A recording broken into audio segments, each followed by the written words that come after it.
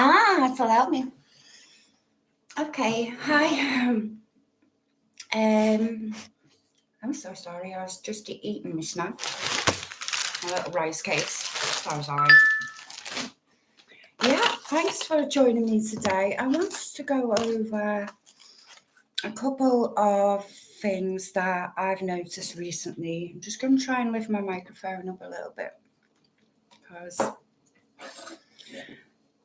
Hello. I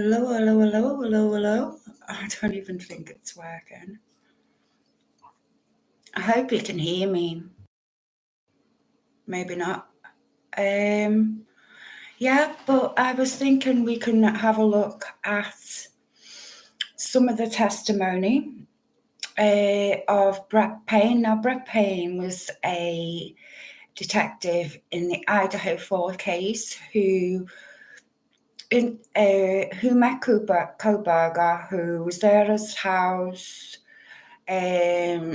discovered who he was, after the FBI connected the dots.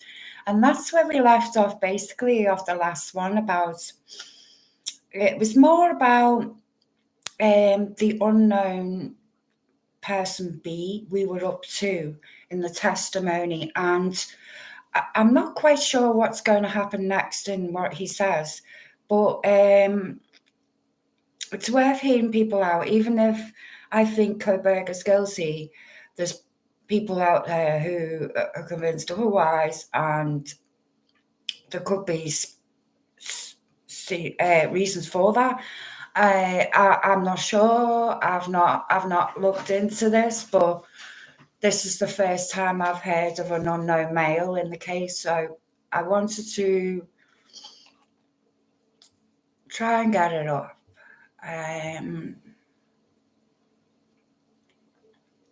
Okay, I'll have to start a new one. Okay, I'm not being rude, just give me a minute. And then I want to try and share this with you too, because I don't want you just thinking I'm just saying that what I'm saying without proof of what I'm saying, if you understand me. Thank you, darling.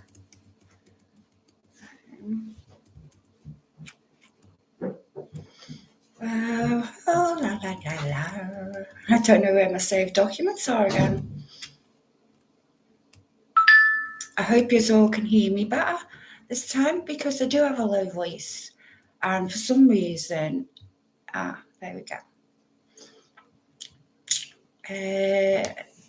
I hope you can't see this because this is on my saved items, but I'll pull it up when I find.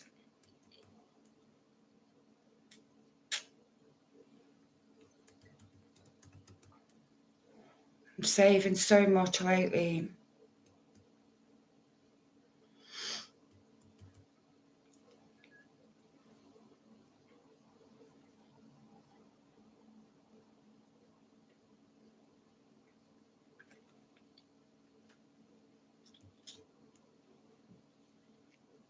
I should have pulled it up before properly. Here we are. Okay.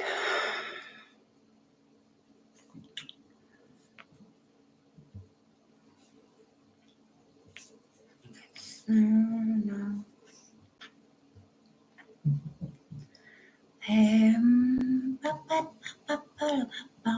I hope everyone's had a lovely day. And Connie, I am so sorry. I don't know. I should list things better. Here we are. I hope you can see. Right, I'm just going to check on my camera. Just hold it.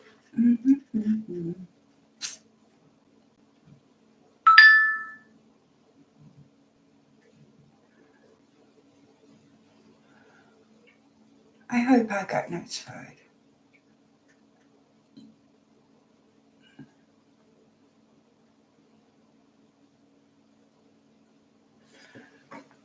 Okay, that's not gone how I expected it. So I'll be a second. I hope you can see. I know you can't see me at the second. I don't know if it's my signal, and I'm sorry about that. I might have to come back on another time, but I'm just going to try and sort everything right this second. So,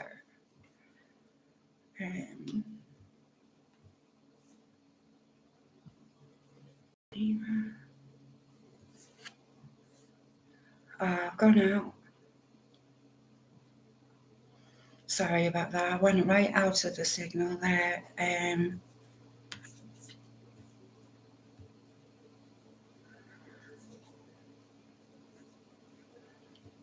I don't know if it's to do with this document, and I just want to be able for you to see that. I'm having a look. Let's see. Okay, it's saying it's sharing it, and then it's not. Making my eyes go funny now. Hang on.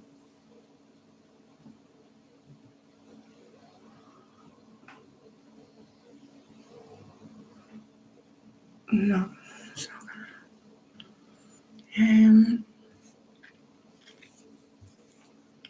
Maybe I'm sharing the wrong one. Let's have a look. Sorry.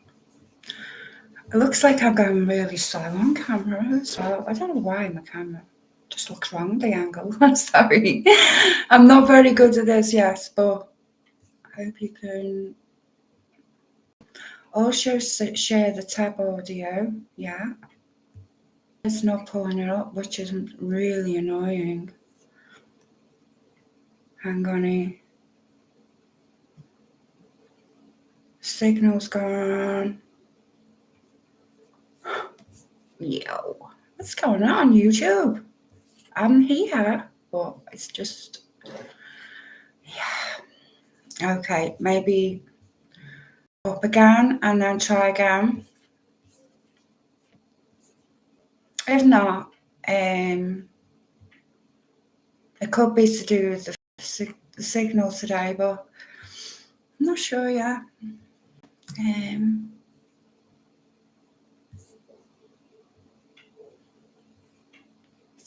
I've got to try and stop pulling so many faces on camera.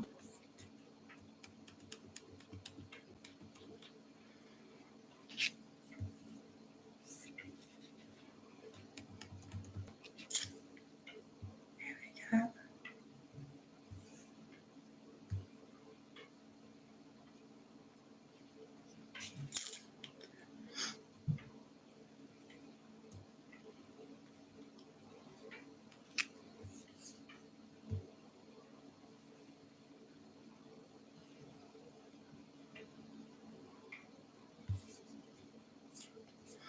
Maybe I need to sort of do it like that. And then perhaps it could work. I hope.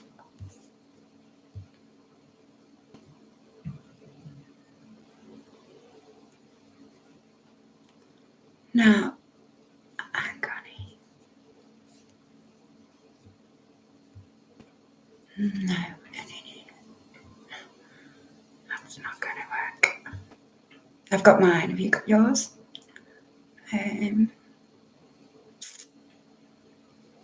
There we go. I am so happy. Okay, why does it? This is why I started early. You see, I knew I'd have a situation. I'm just going to separately record it for my Patreon account. I have going to fill my Patreon account with these types of documents and really show you what exactly is in these things. I read up to page 15 last time, and what I discovered between that time, let me just say, is that he went to the FBI with the sheath. The FBI did a genealogy search through his family, and found that Kohberger was the suspect that they've been looking for. I was watching, I've got to get better at these channels, but they were talking today about the possibility. Oh, what was I going to say? It was interesting what they said as well. Oh, sorry, I'll come back. But I'll read where we were up to.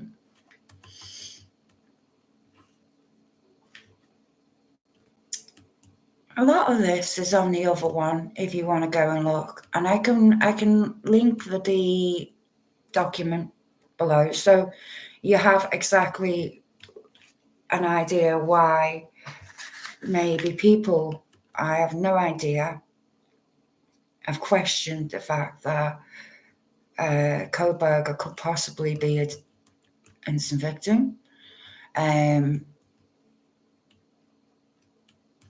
I'm not sure how, when why that could be. They did knock the house down, which I will be honest, it doesn't help with a case like this. I mean, 4 people were murdered, so I really do understand the principle of that. But when you think about it, it's evidence. There was blood leaking out the house. Now, I'm not trying to be graphic or rude. We all saw what savagery that happened that day, and I think the house said it all. And he was discussing it today. Was right. It is part puzzling why they actually knocked the house down. But then I quite understand at the same time. But so early then, I do think it's too early for that. Here we go. I'll read a bit back to 60. Actually, I'll read a bit back there. Page 15. I did read it, but I'd like to. Okay. Now he's discussing with the prosecution, or the judge, I'm not sure, about actually he's getting questioned, and he's saying that he's asking him questions about how he knew about the FBI, what type of contact did he have with the FBI. It was all telephone calls he had with the FBI, and sent the evidence off to be looked into, according to Brett Payne. Now, Brett could be correct in what he thinks and what happened that time, but there is a possibility that he could be misled. After the human case, the Bitroff case, you've got evidence that's very damning, but then at the same time, you need other things to connect. And I watched Gray Hughes. He's amazing about all this. He's the person to go to. He's the GOAT. But he's really informative. And he's detailed and dated everything about this case, and it's so fascinating. And it all points to Kohberger, unfortunately, for them people who believe in the opposite. I mean, I can understand the possibility of someone being skeptical, but outright stupid is something else, There's some people that are putting out there, free him, and stupid things like that. Well, there's people out there like and Grizzly True Crime. She's skeptical, and possibly there's reason and contention to be skeptical, perhaps. I'm not sure what it could be. So, I'm, keeping an open mind is important when we're reading these things. Let your emotions get the better of you. with this. Yeah, it's a dreadful case, but you know, he's gonna be trying to, I feel, cover every track. I feel also that he isn't. This isn't the first time this man has killed, I feel. And the more I hear, the more I do feel he's guilty. So I just want to put this out because I've read a bit of this, and I'll be honest, not the whole lot. It's 175 pages. So we've got to go through parts. So this is part 2, from part 1. Part 1 was basically a little brief, but what happened there is that I realised that the brief needed to be detailed, so I changed the issue there. So I'll just cover the camera while I smoke because I don't want to get thrown off YouTube. But I like to have a cigarette. I only have a cigarette in the afternoon. Don't smoke during the day. But what really annoys me about the case is that people will just go all out but not explain why they think that. And I think possibly they haven't read the documentation, or quite possibly there's something in the documentation to be queried, I'm sorry I can't see the chat, lovelies. My cagney's, my laces. I am so happy to have 93% women on my team, and the 7% men are so welcome too. I'm so happy for all that have joined my channel. I'm just trying to put information up there that I feel like the YouTube misses a bit, I'm not trying to cause controversy or anything like that, which some people have said, Excuse me.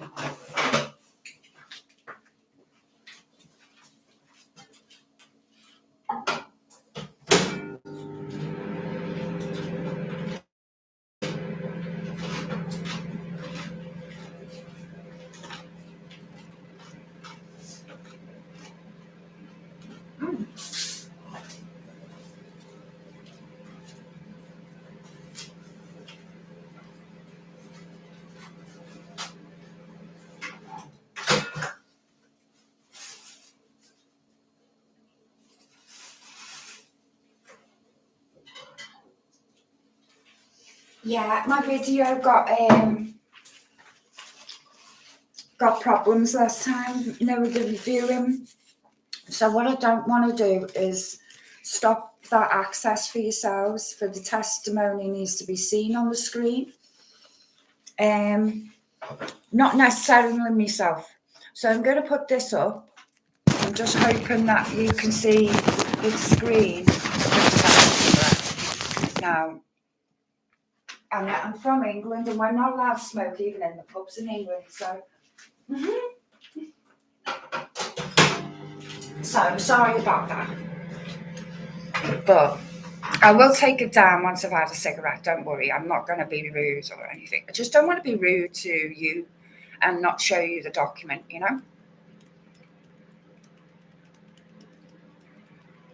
By the way, I can't see the chat. Just for anyone who's just joined, I'm just indicate. I'm just.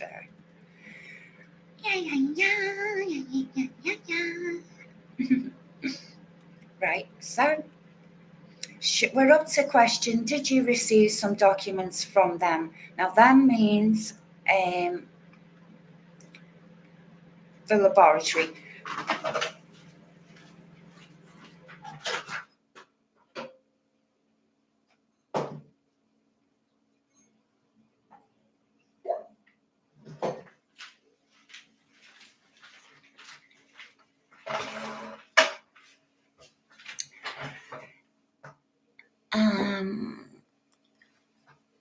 And she began work It began work on the investigation into genetic genealogy. The question, yes, ma'am.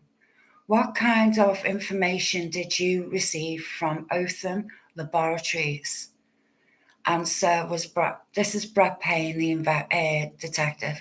I don't remember what I received from Otham directly.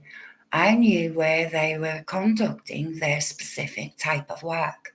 I don't remember exactly what they provided to us. Question, did you receive some documents from them? Yes, ma'am. Question, okay. Do you know how many documents you received from them? Answer, I don't know. Question, was it one type or more than one type? I don't remember. Were you part of the discussion to take the work from Othram and go to the FBI? Answer, yes, ma'am. Question, why was that decision made? Now, this is important. From my understanding, granted, this is my first encounter with the investigative genetic genealogy. So again, as I collaborate discussion, we decided that because the Idaho State Police Lab and the Othram FBI had essentially exhausted their resources, this is how I understood it, that we would move to the FBI, not the FBI, they go to for this final part of finally, putting the, dotting the I's and crossing the T's with the DNA. Because he says, FBI, he continues, because they had more resources available to pursue the particular avenue. And then she asks, do you know what more resources the FBI had? And the answers, the only thing I'm privy to was that they had more databases that they could compare samples to. That was the extent of my knowledge. And then she asks, do you have familiarity? I have got a list, by the way, with the database and the rules that apply to those? Answer, no, ma'am. Question, I'll save those questions. What was your communication with the FBI about IgG? Answer, so our communications were just via telephone. The sample was sent to the FBI. I don't remember the date it was given over to them, but after that there was very few conversations, and if they happened at all, they were just telephonic advising us that the process was still in the works, and they would let us know when or if they had anything of interest for us. Question, do you know what files or documents went to the FBI or Othram? Answer, I don't remember. Just give me a second, please.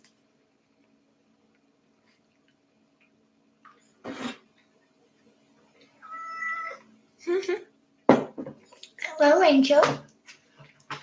You want to show the camera? I'm going, baby. Oh, you can't sit on my knee right now?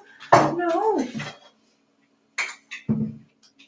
I know, darling. I'm sorry. It's your chair, and I know. I'm mean. What can I say? I'm just a meanie. Yeah, I am a meanie.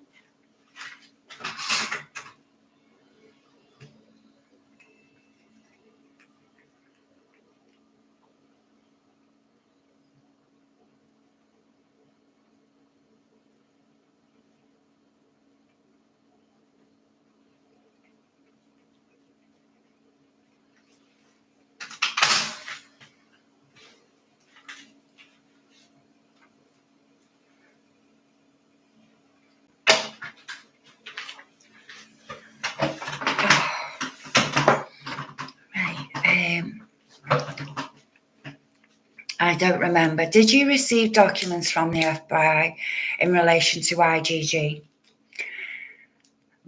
Yes, I believe after, sorry, and she, yes, sorry, yeah. Gosh. Right, he answers, in relation to IGG, he asks her back, and she says yes. And he answers, I believe after the fact, after we received Kohberger's name, we did receive documents, but I don't remember what they were. Question, do you know how many documents related to the IGG you received from the FBI? No, ma'am. I believe as part of the discovery, it was in the files, but that's the best of my knowledge. Question, thank you for that. All right. So once you have Kohberger's identified, what's your understanding of what that meant to have his name? Answer, just in relation to the overall investigation of that is that. And the question, the person who's questioner says yes, and he answers, so the only thing that I was given to us was Kohberger's name. That was it.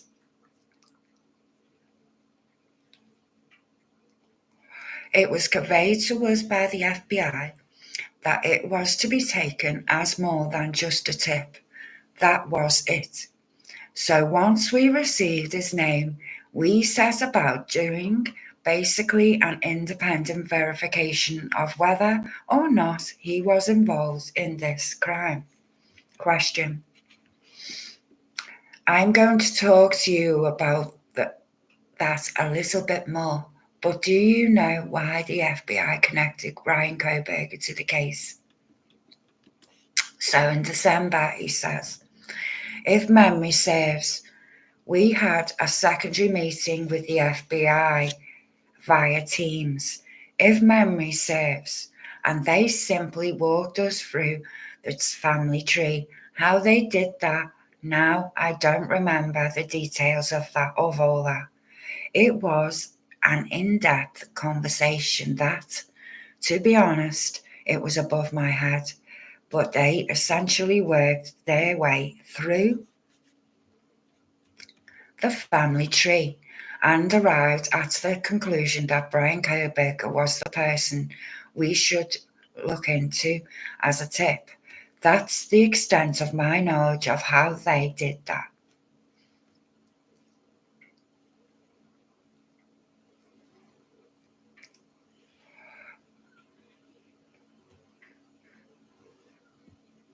Question, how was Brian Kohberger, the name you received as a tip, linked to the case?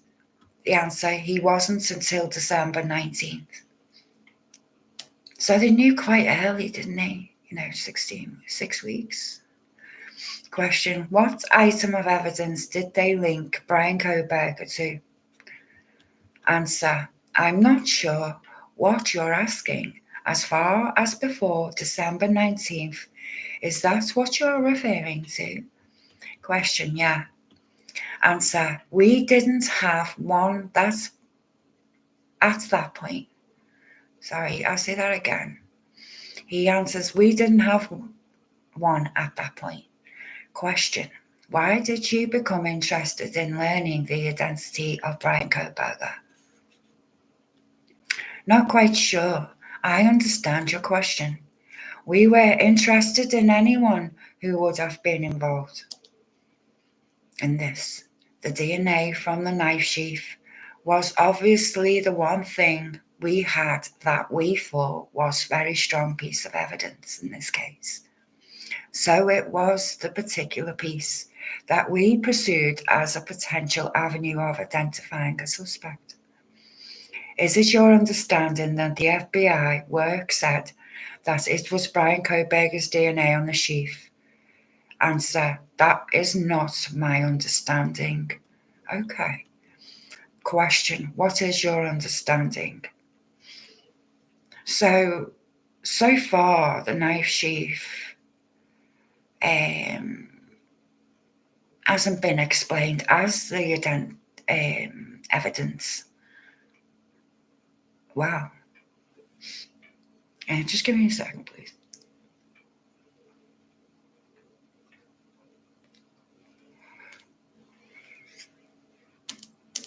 You know, it's up and down with the cases, isn't it? You don't know.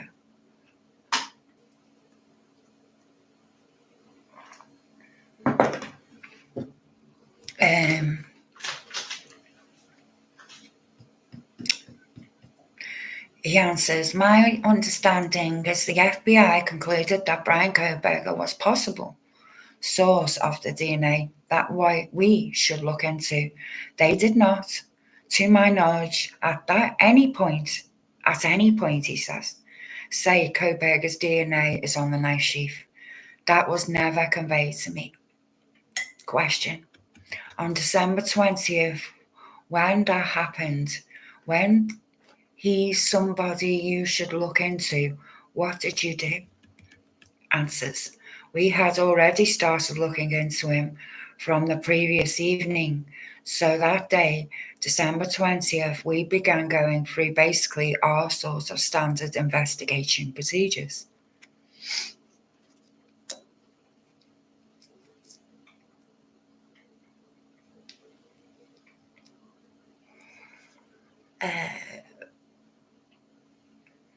That we had been doing throughout the investigation for various leads, to include basic DMV searches, NCIC offline returns, NCIC searches. Now, I have a feeling that is like looking into what he's searched, what he's been doing. I'm not sure. We have a database called TLO, which is a credit-based search we use to find basic information. Oh, wow. So we started doing all those things, looking into information about Mr. Kohberger.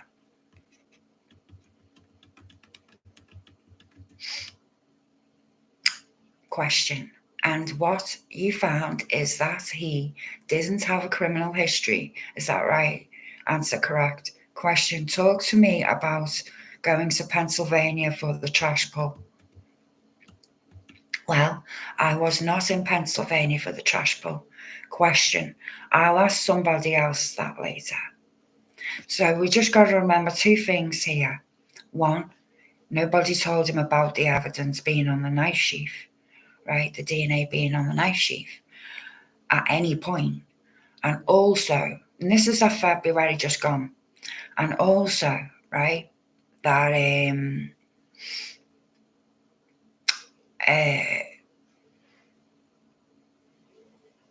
Brian Kohberger could possibly,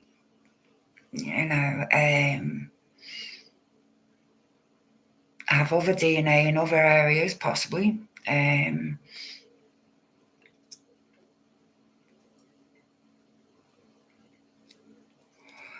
I'd like to know what you think about this, because I am a little bit puzzled. Answers. Well, I was not at the Pennsylvania for the trash pull. Question. I'll ask somebody else that later. So he wasn't there for the trash pull. This is what my point was. And he wasn't there. He didn't hear about the DNA being on the sheath at the time. Okay. And question next is, all right, so after you received Brian Kohberger's name and he hasn't been on your radar at all before, is that right? Answer's correct. Question, all right, you had pursued interviews and surveillance video. Had you pursued evidence found inside the scene at 1122 King Road? Yes, ma'am. Question, what efforts did you make to pursue the unknown male B? Answer, you have to be more specific. I don't remember exactly where unknown male B came from. Question, if I told you the lab report showed unknown male B came from a blood spot on the handrail going between the second and the first floor. Does that help jog your memory? Answers, yes, ma'am. Why did you not pursue that person? Answer, at that point in time, we had already received Brian Kohberger's name, and from what my understanding was, entering another DNA profile into the CODIS would remove the previous one we had from the knife sheath.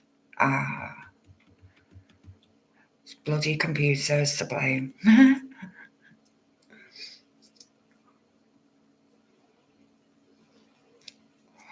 You'd think with all technology, right, you could put another suspect as another suspect. Could you? It makes no sense, that. No sense. Whoever committed this is a very evil individual, and deserves to get punished. Imagine if there was more than one. And that would be possible. Maybe there was two of them. Yeah. Gotta think of that, haven't you? I just don't know how he controlled Ethan and the three girls. Do you know, that sort of thing? Because if Ethan got up to see him and things like that, maybe someone stumped him in his way and stopped him in his way on the way to go into Madison's room and was attacked by male B. Who knows? So far.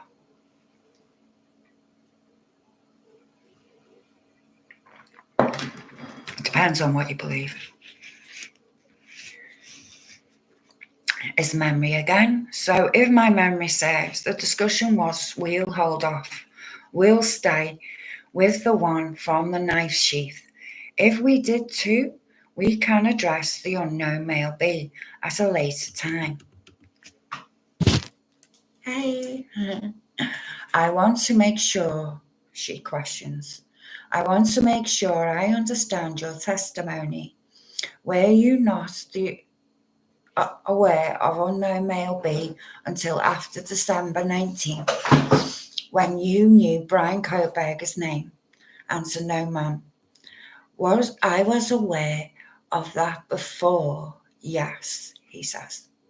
Question, how about unknown male D? Now there's another one. Answer, again, you're going to have to be more specific. Question. It's like it's playing out. Like he's getting information out there that maybe needs to be questioned. Yeah, this is the way you can do it in court. Question, if I told you unknown male D came from a lab report from a sample of blood from some gloves outside the house, does that refresh your memory? Answers, yes, ma'am, it does. Question, you're aware of that too? Answers, yes, ma'am. Question, I want to back up and talk about the affidavits. I think you told me in prior hearing that you were the person that wrote Exhibit A, or the affidavit in support of the search warrants when it came to look for things about Brian Kohberger. Did I understand that right? Yes, ma'am. Question, and the affidavit, when you began, was that on about December 23rd to get records? He answers, yes. So sorry. He answers, as far as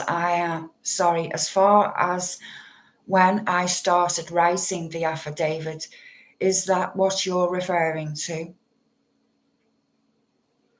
The first search warrant she says, the first search warrant that applied to Brian Kohberger, that's what she's trying to ask. He answers, I believe it was December 23rd, yes. When did you begin writing the affidavit? Answers. I began writing the affidavit long before that. It had been a running affidavit because at the beginning of it, there's a walkthrough of the crime scene. There's numerous things. It was a living document. So we just add information to it. I'd say that the document started, I don't know, I couldn't give an exact date, a couple of weeks prior to that, even before we knew Mr. Kohberger's name. Okay. It sort of makes sense, but it's not normal. Answer. Question. Help me understand what parts were added after you knew Mr. Kohberger's name. Well, to walk down the lane best I can. So obviously there's the initial component, which is the crime scene, the testimony from the roommates. Then after that, oh yeah, the bushy eyebrows thing. Then after that, it shifts to, I believe, the first mention of all the first components was that Brian Kohberger was pulled over by a Corporal Duke on the traffic stop. He was also contacted by WS Police. His vehicle was ran by the WSU PD officers. Then after that, we included trying to walk down through the thing without it in front of me. Then we included the vehicle information that was about the white Elantra. Okay. And after that, we included his residence and that he had hit LPRs or his vehicle had been seen on LPRs between Moscow or Poland, and Pennsylvania. And then there was the component about where he lived in Pennsylvania. Why? Question. Let's go back to that time before you started adding the traffic stop. That affidavit contains some information that you gained from other officers. Is that right? Answer. Yes, ma'am.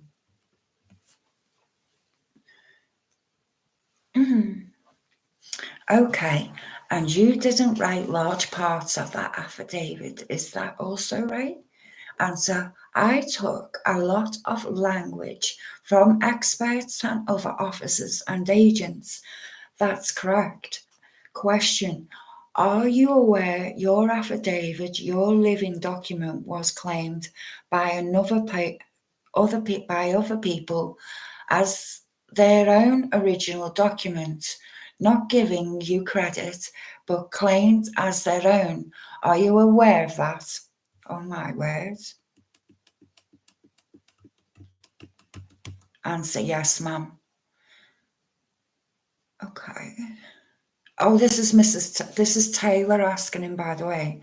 It sounds very confrontational, you know. Are you aware that you probably know because Nicholas Balance was collocated with you? Sorry, I'll say that again. Are you aware that you probably know because Nicholas Balance was collated with you? Did the two of you continually work on language to satisfy what the prosecutor wanted to see for probable cause? Answer. Yes, ma'am. Question. Did you and Nicholas Balance produce a map to show a possible route to travel for your suspect? Yes, ma'am. Taylor.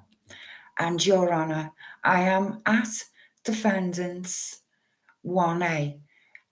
I can either put it up here to approach the court with the map.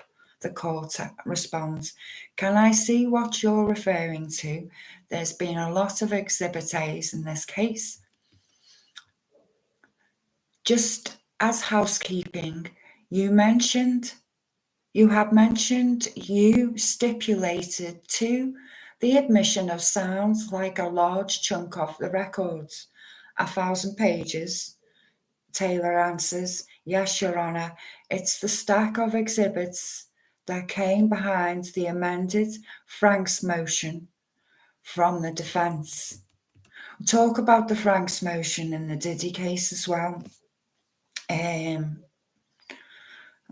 You know, how like, you know, information could be on your phone that could possibly make you look suspect or not suspect, and that's the Franks motion, I think. Okay. The court says, okay, and you want me to search through that to find stuff that you want me to rely on? And Mrs. Taylor answers, I don't. I'm happy to give you my copy. Court answers, no, I don't mean that. Now, if she's going to give her copy, then that's bias as well, if you know what I mean. Just saying. The court, no, I don't mean that. As you know, I entered an order in this case that I'm not going to scour the record to find things that support your claims in this case. You have to cite them in particularly. And so I get concerned when I'm told I am going to get a large document to be admitted that doesn't sound like it's going to be the focus of the actual hearing, or much of it. Miss Taylor adds, well, Your Honour, I do have quite a few more questions for the detective. I'm trying to be mindful of my role here with him as far as the Franks and his work and IGG. But when it's time for me to argue Franks, what I planned to do was to argue from the exhibits, identify them from them for the court, and hand the court my copy. So I don't expect the court to thumb through all the D1s and D2s. I just didn't bring another 1,000 pages with me. I understand, the court says. My concern wasn't so much what I had in front of me as actual paper. My concern is littering the record with things that are not referred to. If you understand me, it's like adding more to the evidence to go through to trying to identify which is right and which is wrong. You could say he wasn't in the car that day. You know what I mean? You could say it was somebody else. You know, that type of thing. And that's what's arguing out here. And the court's not having it. You know, it's one of those now. You know, if it was concern at the time, you should have went through it.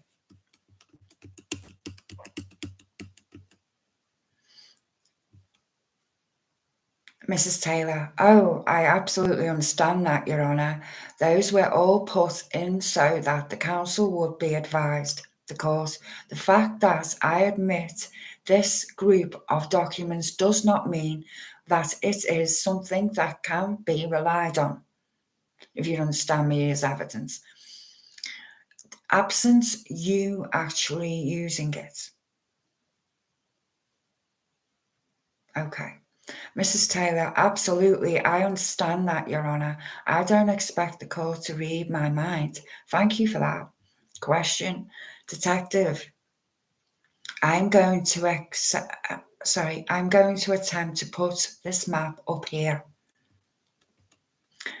Is that the map you and Nicholas Barnes came up with to help the with the probable cause. Now, I haven't got the map, I'm afraid. Now, certain routes could be different. He could have took it to certain routes that, you know, I'm not sure, you know what I mean? It's scary one reading, because you know what? I don't want to give ideas to people, or, you know, I'll scam, you're getting away with basically murder, you know, but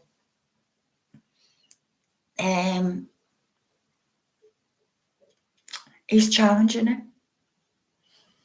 Yes. Is that the map you and Nicholas Barnes came up with to help the probable cause?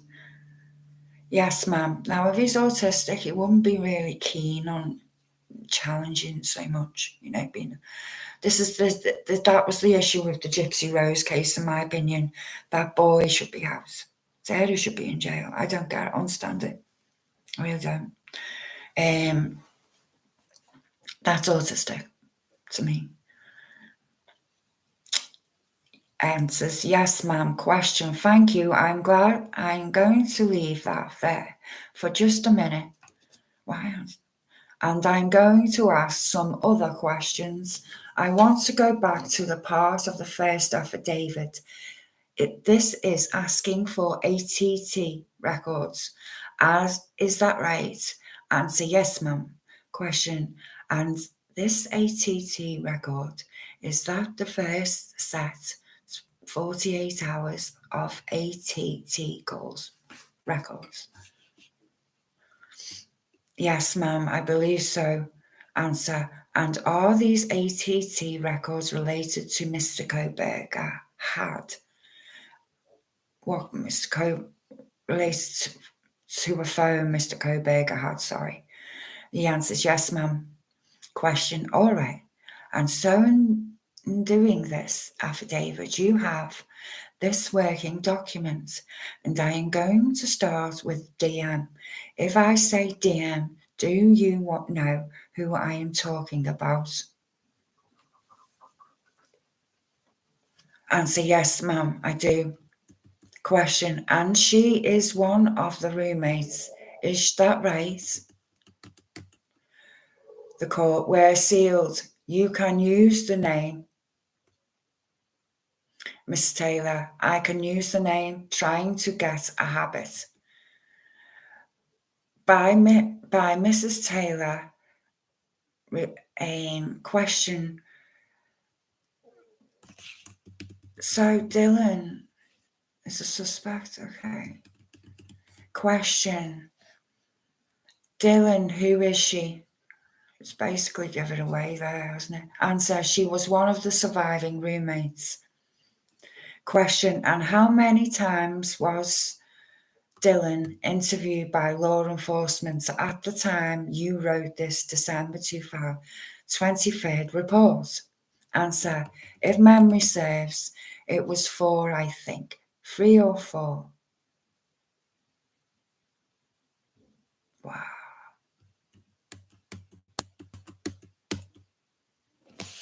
Blow me down.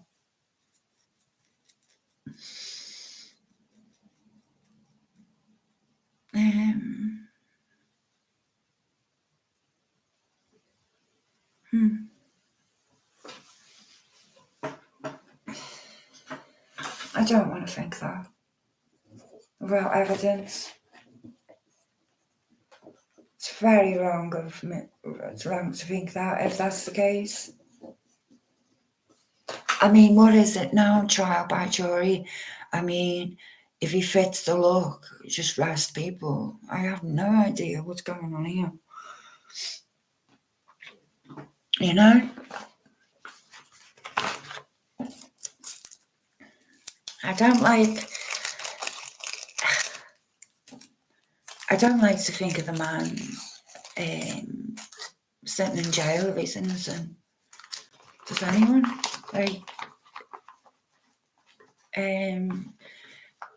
I mean, people were talking about Bethany, and I thought when I read the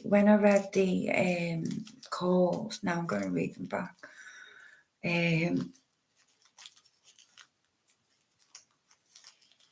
It was chilling, but I put it down to, just the unknown. I mean, being scared. And that is possible, definitely.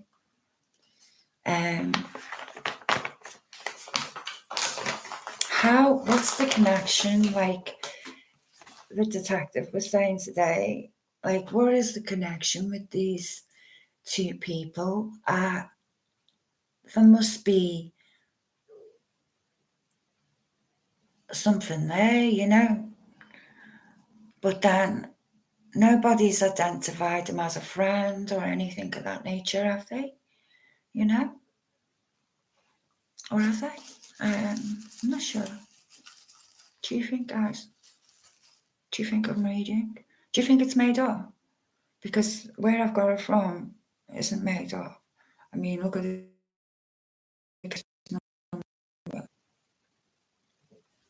I don't like causing controversy. I really don't. So don't shoot the messenger, okay? Please. I'm not judging. Before we know, tomorrow could come and we might get a surprise. Maybe.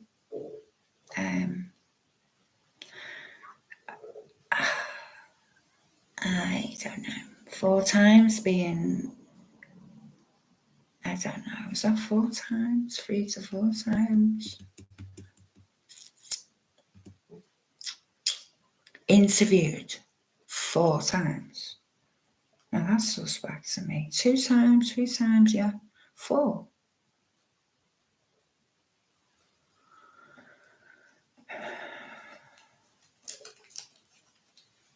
It's possibly to do with being completely certain that. Well, let's read on. In the affidavit, you wrote a statement that she had heard Kaylee go upstairs, yell, "Someone's here," and run back downstairs. Is that correct? That's what she said. Yes, ma'am. Question, and you used the words she thought she heard. Do you remember that?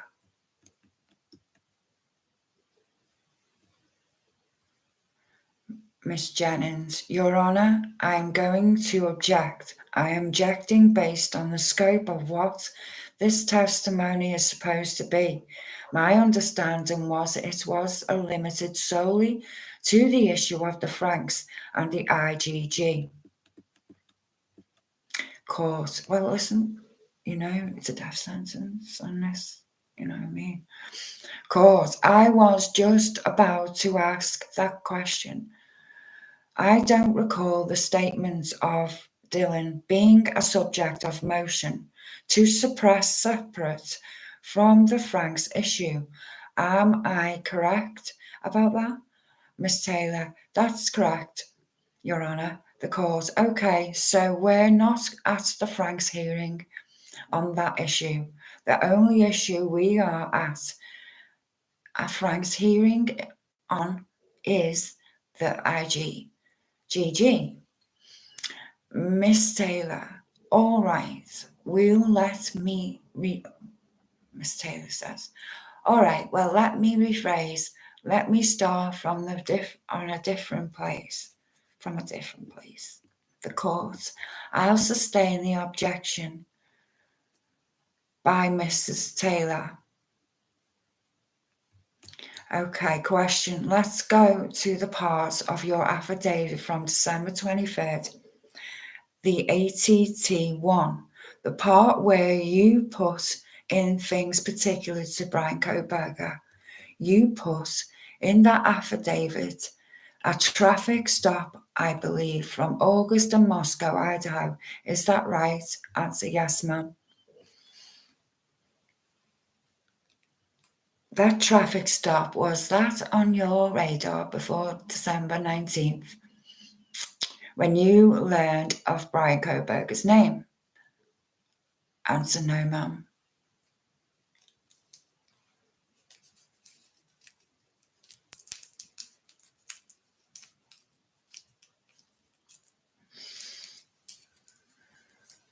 Question: the next thing you relied on was a traffic stop at WSU. Is that right?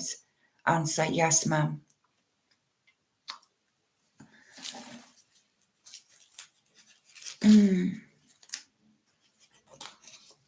Excuse me a minute.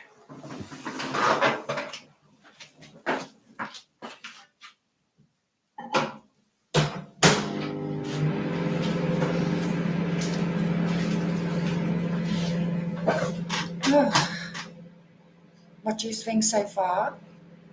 Do you think of Dylan? Is it Mosque? I'm not sure. Don't get me wrong, everyone can look a bit suspect. Right now, we should keep an open mind on this. He is a detective, you know, and possibly his statement was pushed out, and because he took credit and someone else has took credit for it, it's sort of like someone's stolen his work, if you know what I mean.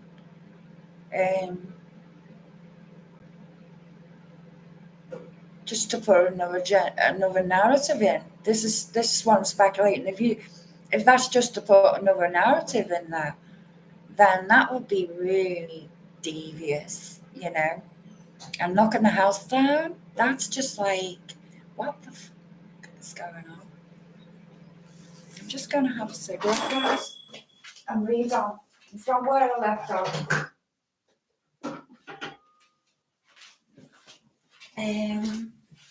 We're up to page 27 now, and we've read so far, if you're just joining us, the testimony of Brett Payne. Brett Payne was a detective on the Idaho 4 case. He so far told us that in no possible way did DNA from Brian Kohberger come from the sheath. As far as his knowledge is, no. But it doesn't mean that it didn't, you know. Also, there's 2 other people, unknown males, and the mention of Dylan so far.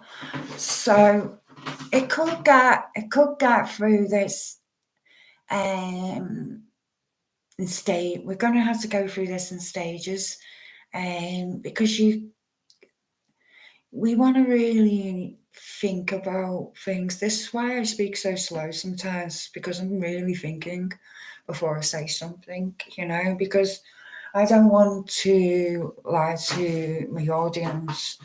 I say I'm a truth teller. I'm not going to be bought by anything or an agenda or anything like that. I'm not political. I'm very anti-war. I'm very anti-everything.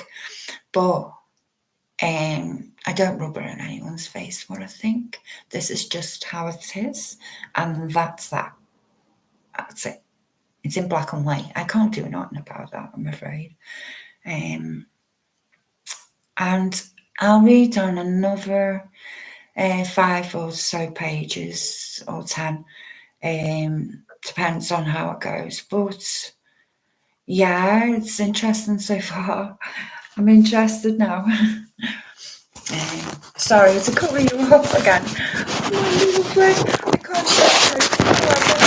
I can't I get my whole screen taken down, and I don't want to do that because the testimonies important. Okay, so I'm just going to be a loser and smoke, and then take it down when I finish. All right, guys.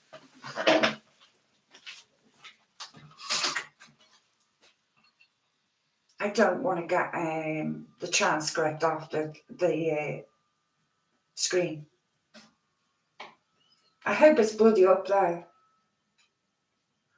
I haven't looked or checked on myself for a while. I don't even know if I'm live, but that's why I'm recording this as well. So I'm now 55 minutes in.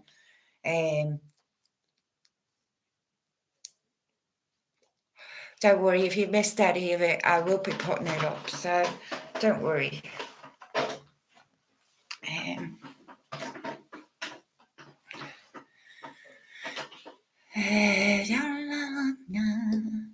But if you want to see me on my camera, go to my Patreon account. It's dead cheap. It's £1.99. You join, you see me face instead of just a document. You see a lot more documents than that I do in the lives. I also do casework, like the human case is my main baby case, but the Gilgo case, and I just like to look in the background because I find that fascinating. Hello, 111. Can you hear me? Hope so. So we're back to the traffic stop moments, okay? That question, that traffic stop, was that on your radar before 19th of December you learned of Brian Kohberger's name? Answer, no, ma'am. Next question, the next thing you relied on was a traffic stop at WSU. Is that right? Answer, yes, ma'am. Question, was that traffic stop on your radar before you knew of Brian Kohberger's name on December 19th? Answer, no, ma'am. Question, you put in information about front license plates being missing from Pennsylvania cars. Is that right? Answer, yes, ma'am. Question, the 1112 video did not show enough of the vehicle that you could see whether it had a front license plate. Is that right? Answer, that sounds correct, yes. Question, next question, I'm getting carried away. So it was after you learned of Brian Kohberger's name. Is that became part of your affidavit, is that right? Answer, yes, ma'am. Question, let's talk about the vehicle identification for a minute before I run back down through the rest of the affidavit about Brian was the affidavit after Brian was identified. When you worked with Special Agent Amal, you identify a vehicle. Was there more than one vehicle he identified? Answer, I don't believe there was. If memory serves, it was just a Hyundai Elantra with the car he drives. Question, would you agree that he was most comfortable with the years 2011 and 2013? Miss Jenkins, objection, Your Honour. For the same reason, I don't understand the scope related to IGG. She's getting the questions in while she can for some reason. Taylor, Your Honour, I'm going to ask for a little leeway on this one. I think it will be clear in about 2 or more questions. It is sealed proceedings. I'll be arguing it at Frank's. So this is the court hearing that's coming up, I think. So the court replies, I don't want to pollute the records, so approach. And then they go to the bench, have a bench conference, and then Miss Taylor says they looked for 2011 to 2013. It was their BOLO. It was after Brian was identified by IGG. They expanded the search, the court. That relates to what? Miss Taylor, it's going to relate to Frank's, but has to do with IGG and when they identified him. I have about 2 more questions along this line. The court. You have the separate Frank's motion regarding the scope of the car search. Miss Taylor, absolutely. The court. That we're not here for that today. We're here for the IGG. I get the idea that if the IGG is suppressed, the warrant based on the IGG is suppressed. That affects a lot of other things, right? But I don't think you need to get into the evidence of that. Is of that at this point, because it's part of the Franks. There's a separate Frank's motion on that. Miss Taylor, there absolutely is. The next question I'm going to get to in the affidavit after the IGG was the police in Fulham running the car. And he has laid it out in the affidavit after the IGG without stating it. So I am doing the IGG part with him now.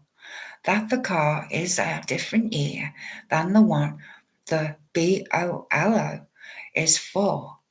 That's as far as I am going with the car at this hearing. The court. Counsel, Miss Jenkins, I don't understand what that it has to do with the IGG. It's part of the Frank's hearing related to the vehicle identification. I understand her timeline, but I think that point has already been made. Miss Taylor, this was when I was allowed to explore this witness since he's already here and we've paid him for him to come here.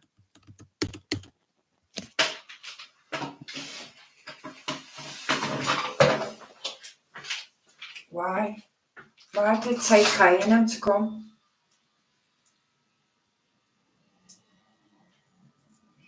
Isn't that against the ethics of the police? Not sure.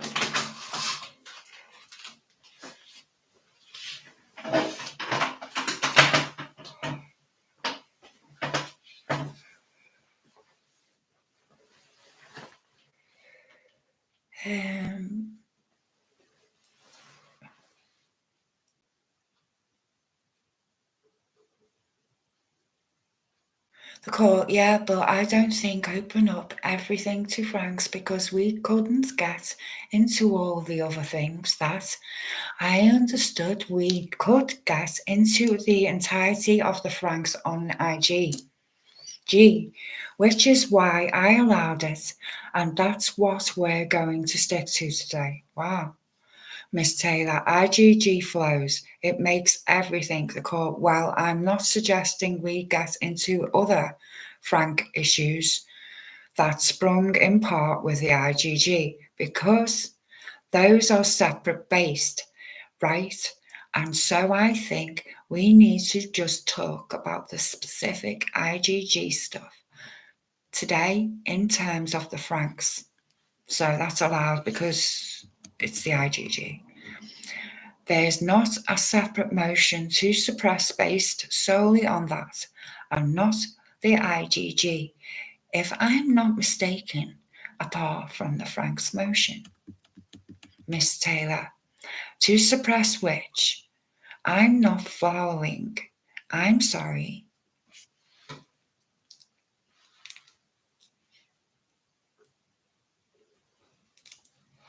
The court. There are motions to suppress that are not Franks related. Miss Taylor, right, I'm not going there. The court, that's evidence we can put today, but I thought we were going to do that later today. Miss Taylor, absolutely. The court, there are various Franks motions, one of which is to suppress. One of the Franks motions is that there was a Franks violation by not informing the magistrate of the use of IGG and violations, as you allege them. In obtaining the IGG, That's the issue we are doing today in terms of evidence, and I want to stick to that. Okay.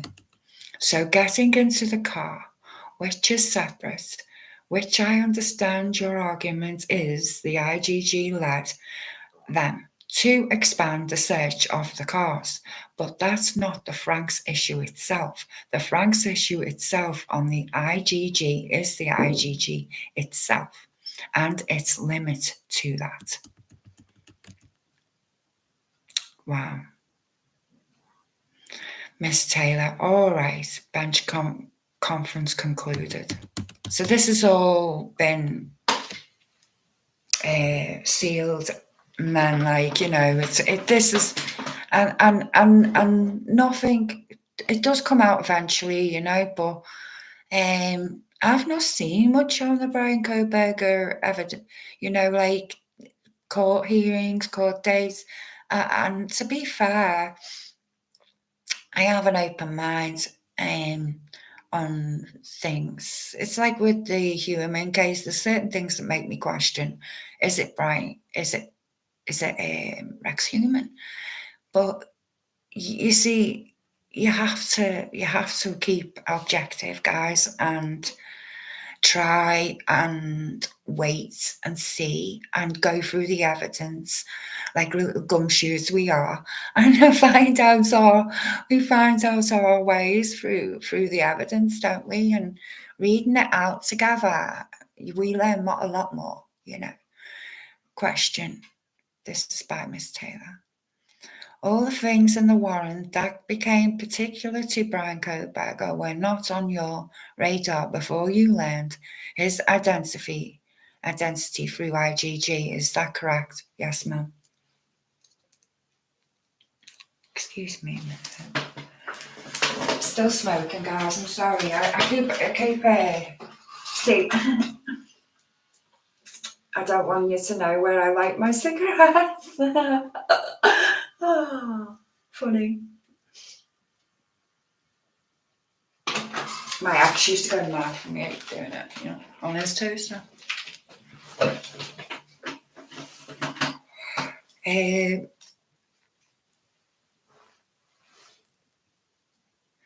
Yes, ma'am. Question. And you elected not to put the IGG identification on your probable cause affidavit, is that right? Yes, ma'am.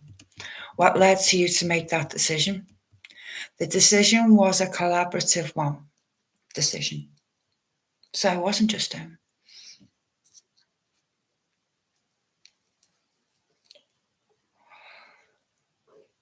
It's shocking how little we get told as a public.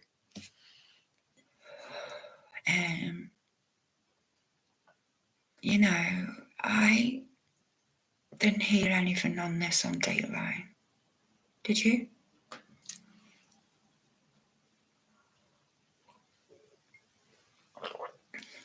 Probably because I got no attention span. I probably fell asleep. But I did watch it. I did watch a bit of it. But I'll watch it with you if that's okay sometime. I'm not sure what page we're up to, but I'm going to finish it off soon. And hopefully we get to cross-examination and get a bit of the idea of what's going on here. Because, yeah, it's interesting, isn't it, listening to testimony in the courtroom, you know. I'm going to try and get the Cassie one from yesterday. I probably will. And we'll come back on later tonight. Hopefully I feel a little bit better as well. No migraine. It's gone now, but I don't want to push it. I've had a migraine for a while. But you know, like sort of headache attacks. You know, I think I need glasses. I think I do. I do, but I just I'm going a bit weird-eyed as well sometimes. I'm looking at myself in the mirror. I noticed on the camera then, like, you know, when you're tired, it really stands out. If you've got a slight turn in your eye like I have, gosh.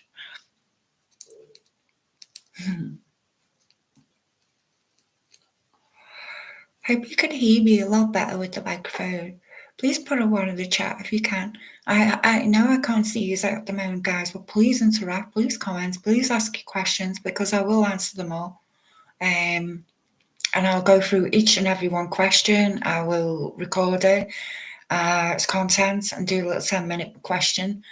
I think if you wish to put a question in, you can remain anonymous. I'll just say I don't want me tab to be on there. Just say, and yeah, we can go through that. Because I'm sure, like me, I'm a bit lost. I've been in two minds. It could be. I don't like the idea she's paid for him to be there. It really rakes me up the wrong way.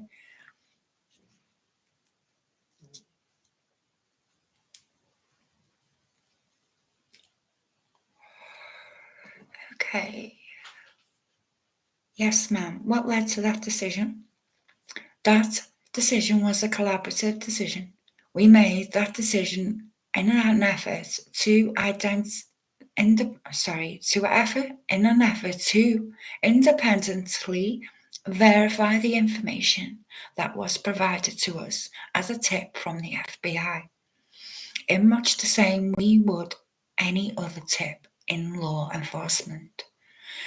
So it was not in any way meant to obfuscate any sort of information. It was simply, can we validate Mr. Kohberger's involvement in this incident, or can we not?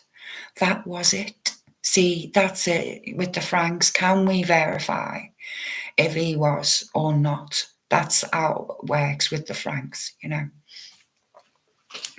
It's like with Diddy, as well. Was it just domestic violence or was it trafficking? You've got to read between the lines. You can't just rely on video evidence anymore,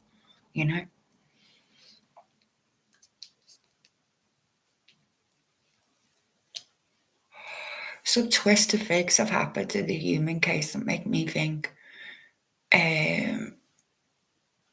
objectively, I don't get on my high horse. Well, I have doing this channel. I'll be honest. I could kick myself in the ass with some of the things I've done and said, but I've learned in the last 8 months, I've got to be honest, that you've got to be mindful of what you put out and what you don't put out, I do put media out there, what people have said and stuff like that, but it doesn't mean that I believe it. So far, I'm 50-50 on this, I'm 80-20 on human, Sorry, I always do things that way.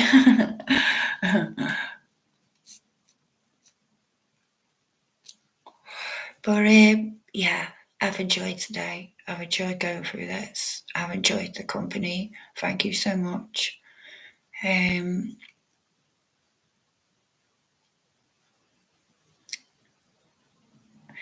question next is, as a group effort, you decided to intentionally leave that out of your affidavit. Yes, ma'am. Miss Taylor, given the limitation at this point, I think that's all my questions. The court. All right. Cross-examination. Cross-examination by Miss Jenkins. Question. Good morning, detective. I only have one question for you. Let's go back to December 19th and December 20th and the information that was provided to the team. Correct? It was a team? Answer, yes, ma'am. Question. And who all was part of this team that was receiving this information telephonically from the FBI? Answer. So there were several of us, yourself. She answers, yourself, right? Miss Thompson was there. Darren Gilbertson, from the Idaho State Police, Ed Jacobson from the FBI. I believe there were a couple of other folks from the FBI and the ISP in the room.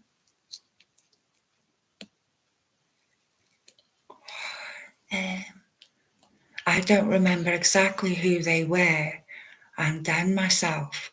There was numerous people that were involved. That's what he says, sorry. I'll go through that again, guys, okay? I'm sorry, my eyes getting a bit tired. She asks, and who all was part of this team that was receiving this information telephonically from the FBI? Answer, so there were several of us, yourself. Mrs. Thompson was there, Darren Gilbertson from the Idaho State Police, Ed Jacobson from FBI. I believe there were a couple of folks from the FBI and the ISP in the room. I don't remember exactly who they were. And then myself. There was numerous people that were involved. Question, would it have been essentially the team leaders for the investigation? Was this any different than the other case information sharing that occurred during this case? Answer, not at all. Question, there were routine team discussions? Answer, yes, ma'am. We had 2 official briefings every day of the investigation, morning and evening, so twice a day we would all link up. And that was not just the command team.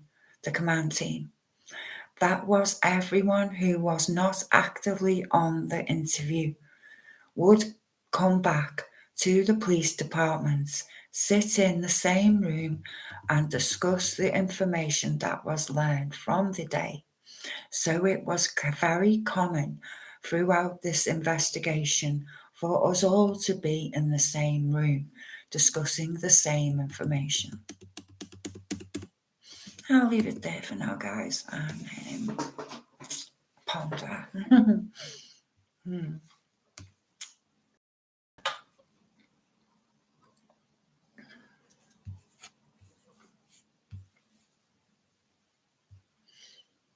I hope everyone's found something of interest in this case. What has brought you to speculate about the proceedings so far? Because I'll be fair, my take is my take, but it doesn't mean that that's all the evidence there is so far. I've seen so many things that I'll put the documentation up on another.